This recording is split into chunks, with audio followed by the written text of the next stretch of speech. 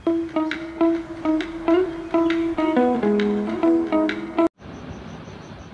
Friends, तुम्हा सर्वांचं स्वागत आहे आपल्या यूट्यूब चॅनल वैभवी स्टिचिंग क्लासेसमध्ये। तर आज आपण कटोरी ब्लाऊजची कटोरी कशी वाढवायची आणि कशी ड्रॉ करायची ते आज आपण बघणार आहोत। तर एकदम परफेक्ट मेजरमेंट सोबत मी तुम्हा सर्वांसाठी एकदम खास आणि खूप इझी ट्रिक घेऊन आलेली आहे। तर तुम्ही माझ्या पद्धतीने कटोरी ब्लाऊजची कटोरी वाढवायची शिका। तर या व्हिडिओमध्ये तुम्हाला कटोरी वाढवायचं कसं आहे ते शिकायला मिळणार आहे। तर आपल्याला कटोरी ड्रॉ करून घ्यायची आहे।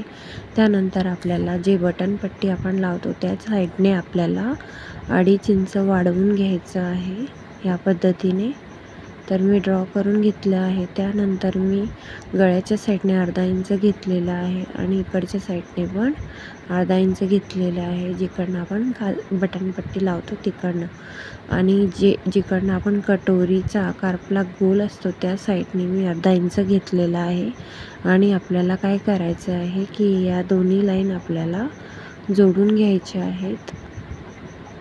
आता आपल्याला हे राऊंड मोजायचं आहे कटोरीचं किती आहे। तर त्यानंतर आपल्याला कटोरीला या पद्धतीने राऊंड शेप द्यायचा आहे। आता काय करायचं आहे आपल्याला की याचं आपल्याला सेंटर काढायचं आहे। तर कटोरी आहे आपली 8 इंच, तर याचं सेंटर निघालेलं आहे आपलं टक्स पॉईंट द्यायसाठी 4 इंचावर मी याचं सेंटर काढलेलं आहे। म्हणजे मधोमध आपल्याला 8 आहे, तर त्याचा दुसरा भाग म्हणजे 4।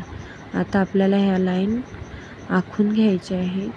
कटोरीला या पद्धतीने शेप द्यायचा। त्यानंतर आपल्याला जिकडनं आपली क्रॉस पट्टी लावतात त्या तिकडच्या साईडने आपल्याला 1/2 इंचावर मार्किंग करून घ्यायची। त्यानंतर आपल्याला टक्स पॉईंट द्यायचं आहे 2.5 इंचावर आणि 1.5 इंच आपलं टक्स पॉईंटसाठी घेतलेलं आहे मी। या पद्धतीने मी टक्सला आकार दिलेला आहे।